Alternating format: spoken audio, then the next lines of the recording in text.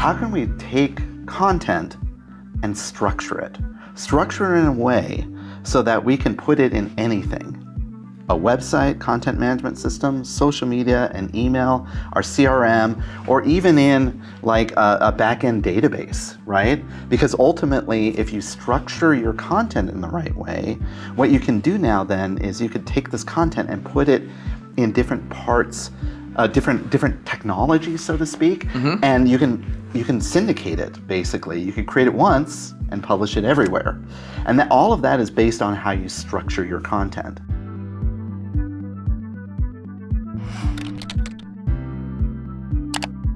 Hello, healthcare. All right, folks. I am once again excited to bring on a guest who I've known for a very long time, and you might too. Like I know you might not necessarily get to see him a lot, but you might get to hear him a lot because Chris Boyer is the host of the Touchpoint podcast and also the founder of the Touchpoint Podcast Network. So you've heard Chris or Chris's content if you're listening to a lot of podcasts that are specific to our little sector of healthcare marketing. So really excited to bring you on in this conversation, but we're not going to be talking about podcasting today. What we're going to be focusing on is the technical aspects of content strategy. So we're familiar with this concept of getting content out to the right people, matching the right content to the right folks. But there is a deeper aspect in how we do that, or what are the types of things that we think about to make sure that it's not just generating content for content's sake, farming out a ton of blog posts and videos and things like that, but really, what are the technical things that we should be paying attention to with this content strategy to make sure that we're maximizing the effectiveness of it. So again, I haven't given you enough credit, Chris, not just in podcasts, but also leading digital and marketing efforts at Beth Israel Lahey. And I'll let you handle your background. Well, thanks, Chris. I'm excited to be here, and you and I have talked quite often over the years, and kind of excited that we can actually see each other in person too. Yes. That's one of the other great benefits of this. Yeah, I've been in healthcare, digital healthcare for, almost 15 years now. And I came into it like looking at the digital platforms, websites and social media and like all these platforms and how do they fit into our overall marketing and communication strategies. Over those years, I got involved with a number of organizations, the Mayo Clinic Social Media Network. I've been involved in the conferences and other things like that. Was actually honored to be inducted into the Healthcare Internet Hall of Fame because a lot of people, when they look at me and they think about all the things that I talk about, they see me as like a digital guy, a technology guy, right? A marketing technologist in the purest sense of the terms. But one of the things that I always look at when I think about digital technology is only there to help basically amplify what you actually need to do, right? The content itself. So I always make this kind of metaphor of that the digital marketing technology stack and other technology stacks that you use to kind of amplify your content, that's sort of like the plumbing of what you're doing from a marketing communications perspective, and the content is the water, right? So recently we've seen this kind of turn, particularly in healthcare and health systems, around really using content as like data. Now, I know you're a big data guy, right? So when you think about data and you think about kind of structuring data for the different things that you do, right? That's kind of the same way I look at content, all these different content elements.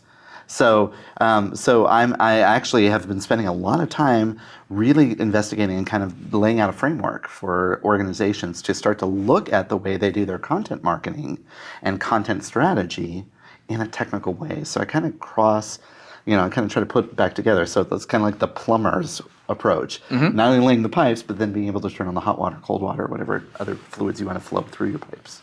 That really gets me thinking on laying out this technical aspect, this like kind of sectioned out concept of how to approach content.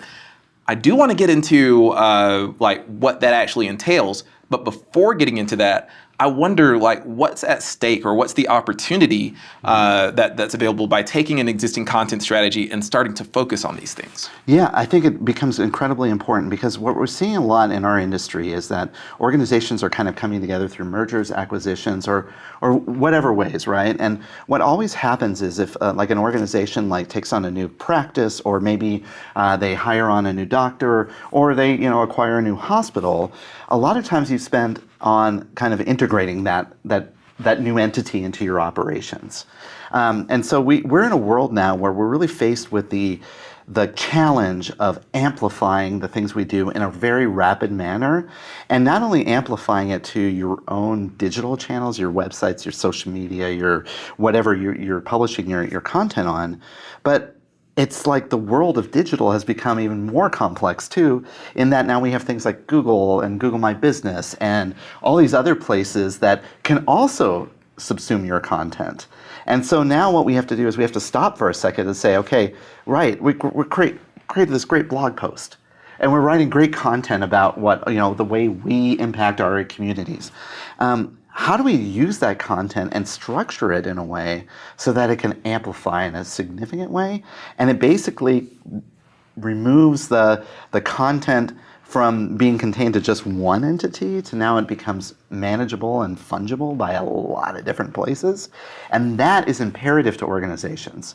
Because, I don't know, every day I hear doctors say, I Google my name and I can't find myself. And what they're finding is like other websites that talk about the doctor, right? Mm-hmm. Or the CEO of a hospital says, I look for it and I have this like Wikipedia page and I have this Google My Business page, and that content's not real, and we have to get that updated. How can I do that? And whenever I hear that, what I'm hearing is really ultimately that's a problem with the technical aspect of the way we're using content. So we're solving the business problem of growing, scaling, and amplifying our content in so many ways in this new world of all these digital technologies. And I'm curious about the typical case that you see or have seen, like with a content development strategy. What's typically missing from, hey, we're developing and putting content out there, but what's typically missing from an organization? Like what are the gaps that they typically need to address with the content strategy? Let me give you an example, Chris. So every hospital website has a find a doctor, right? It's almost, and I was talking to some people earlier, and they were saying it's been the bane of my existence because I can't get the content aligned. And I have a find a doctor for this one hospital, but then I have a find a doctor for another hospital, and they're not the same. And I'm trying to figure out how I could create one entity of that, because find a doctor, by the way, happens to be one of the top things people come to websites for. They're looking for doctors, looking for ways to get care. And particularly now in this world where we're trying to like even add on to the doctor profile online appointment scheduling and other things to kind of connect them to care, that suddenly they're faced with this world of like, all my data is unstructured and I don't know how to make it all fit together. So one of the first things that I actually talk to organizations about, and we're doing it in my organization right now, is how can we take content and structure it? Structure it in a way so that we can put it in anything.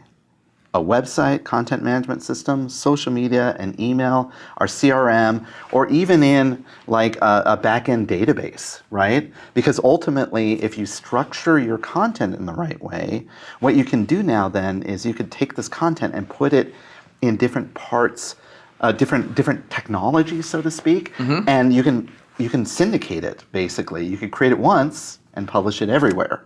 And all of that is based on how you structure your content. And when I talk about structured content, it's not about, we have titles that are the same length of words. That is a structured piece of content. What I'm talking about things are like, this is, if you're going to share it on social media, this is the little tag that pops up. Or if you share it on Google, if it's like shows up on a Google search result, here's the SERP, right? The little sentence underneath of it. And moreover, it's also, a lot of the structure around content is stuff that you don't even see, because you can give that content context. So you could say this blog post by a diabetic or endocrinologist, right, a person who treats diabetes, that is about type 1 diabetes for juvenile patients. you can actually add metadata. Now, this is a term, right? When you think about SEO and other things, you can add metadata to that content that you don't ever see it wherever it's published, but it actually gives it context, right? It tells you how it relates. When you're thinking about like a big website or a Find a Doctor or whatever, having that context allows you to start to align that content in a way that makes sense. We always talk about the right content to the right person at the right time. This is one way we can get there through adding some structure to our content. Does it make sense? Yeah. Yeah. Now, structure is the first part of it, right? And structure, when we talk to people that write content, they kind of get it. They grasp that. They understand that. Oh yeah, okay, I can add topics that are related to this. I can give it that context. Now, they'll never see that on the website. They'll never see it on the Find a Doctor or whatever, or even on social media, but at least they have it, right? That it can give it some of that context. Then if you federate it into a content management system, a website, you can use taxonomy and web services to start to create dynamic content. I'm navigating to diabetes section, and I'm here now. Here's this doctor, and here's the content related to this doctor, and we can start to create personalized experiences around the content. Again, getting to that right content to the right person at the right time. Now, the second element of content strategy, though, technical content strategy, goes past structure, because there's a big player in the market right now. We hear it all the time: SEO, right? Search engines, Google, Bing. Well, Google. They're there. Yeah, I know. But how do we tell the search engines? Because quite frankly, people don't come to our web presences or our social media all the time. A lot of times they start their search on a search engine. They start typing in words. So now you have to think about the second S of technical content strategy, which is SEO. All the metadata, all the H1 tags, all of the search engine results pages, right? All of the technical aspects of your content is its structure, but it's a very narrow use case of structure to be amplified on search engines.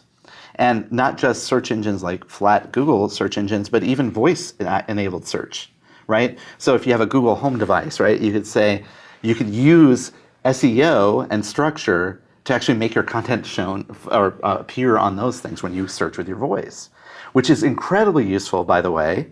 Another use case here for people that have accessibility issues, right? If they have to navigate your website with voice enabled because they're vision impaired, or they have mobility issues, and they're using other devices to kind of help them navigate through your content, these two things, structure and SEO, are incredibly useful for people in that regard.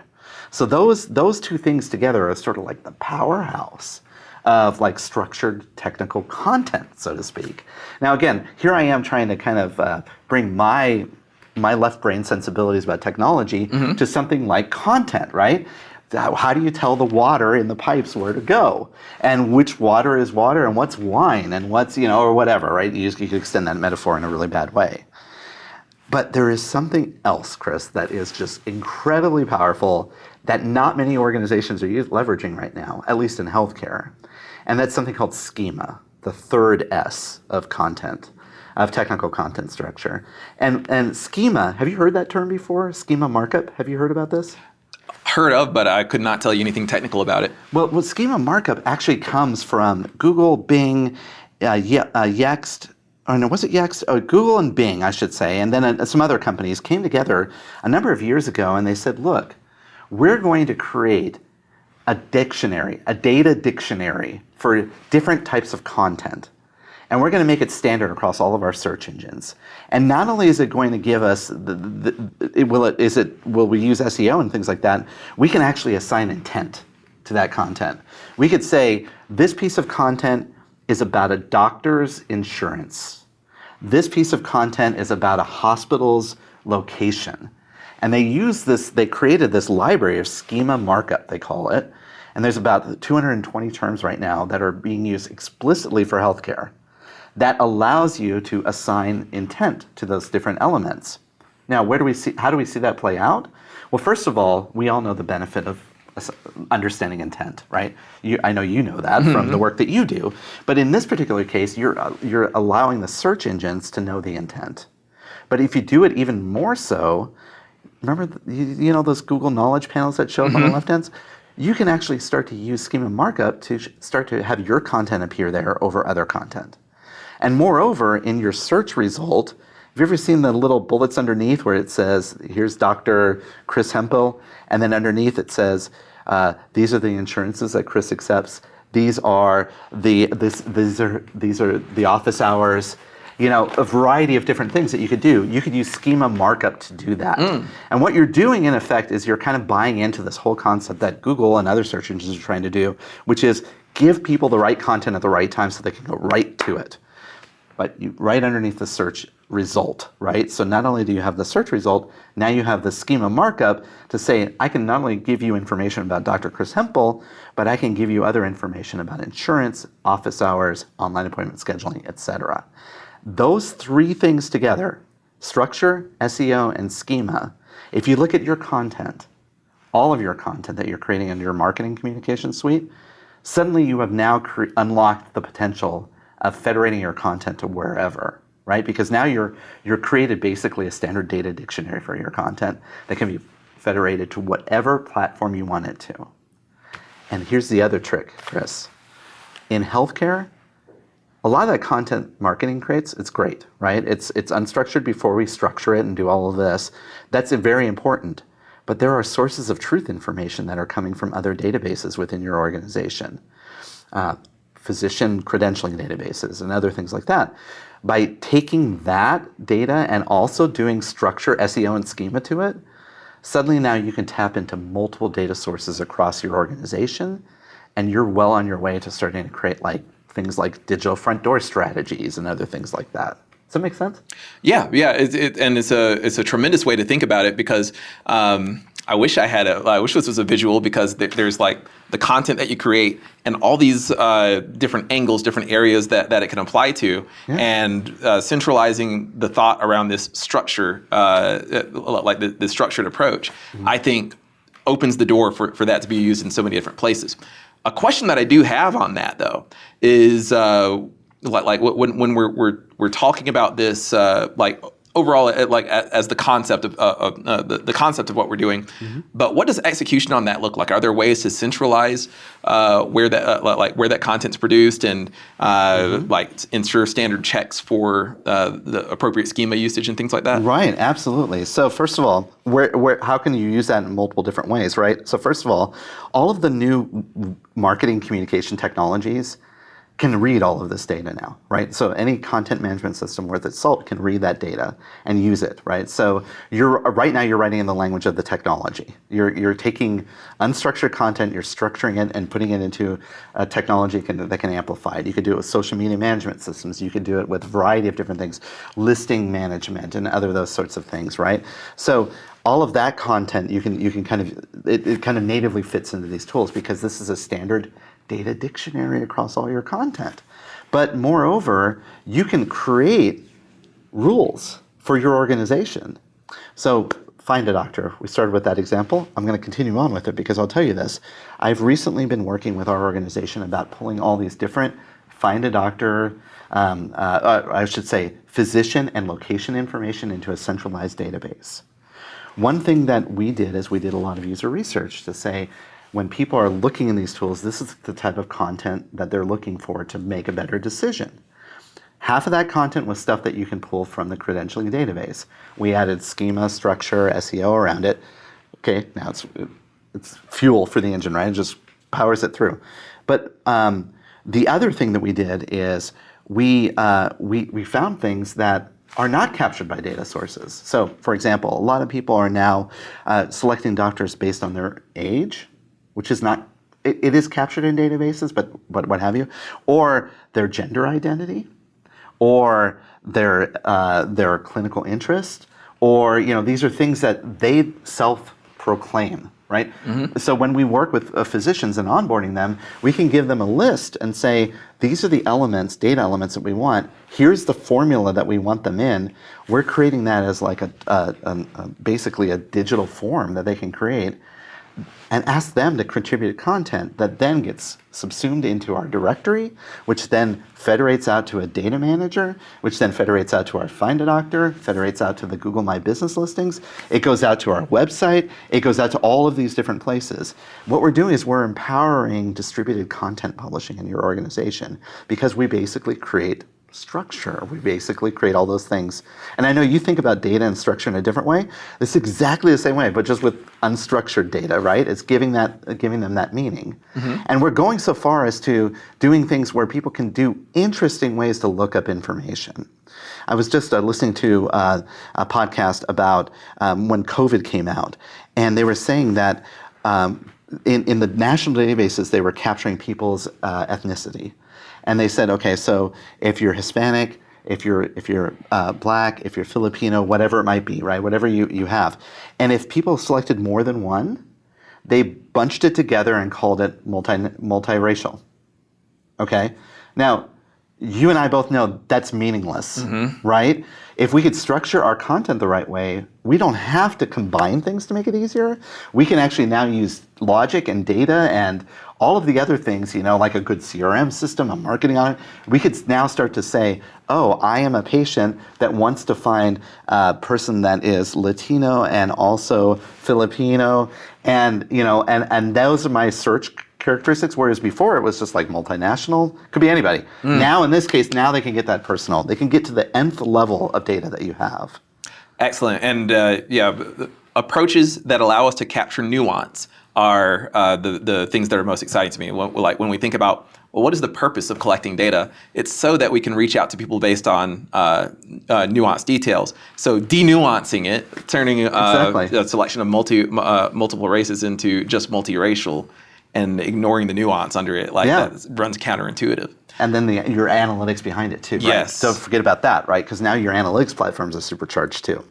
Because now you can come back and say, oh, when we look at find a doctor searches, these are the types of physicians that people are looking for. And if we can map that with the patient record, we could start to make some inferences about people like to choose physicians that are like them or what have you, right?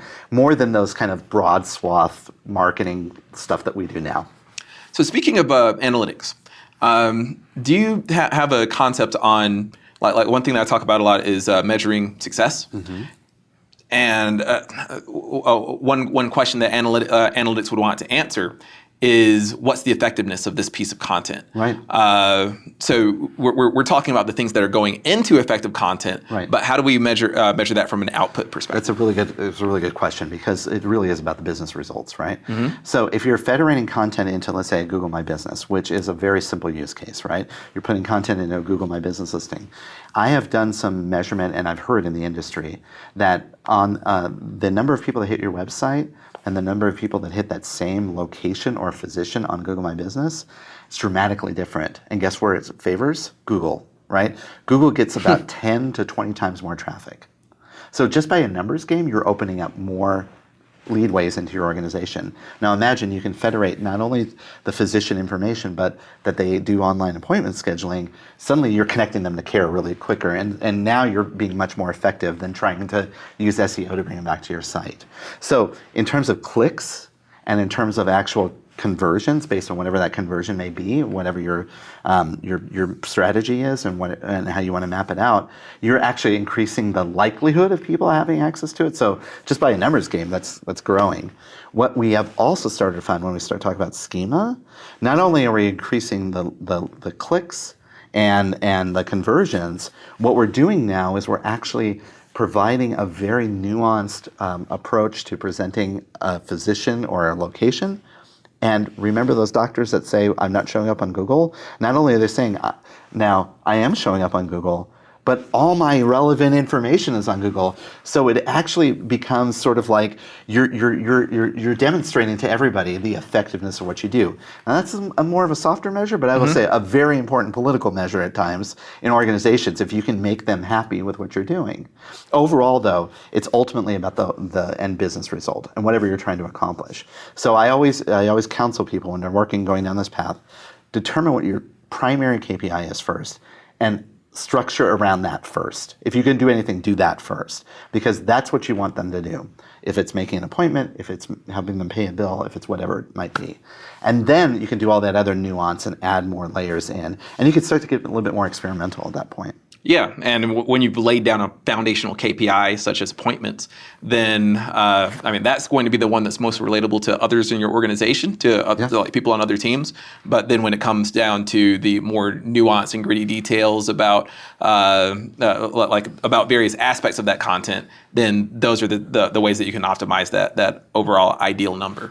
I've heard a use case of a hospital, and I'm not going to mention them by name, but by implementing a structured SEO schema approach with their physicians, they realized within 30 days 2.6 times more appointments being made. Within 30 days. So that to me is, okay, now that's anecdotal, mileage may vary, all of those things.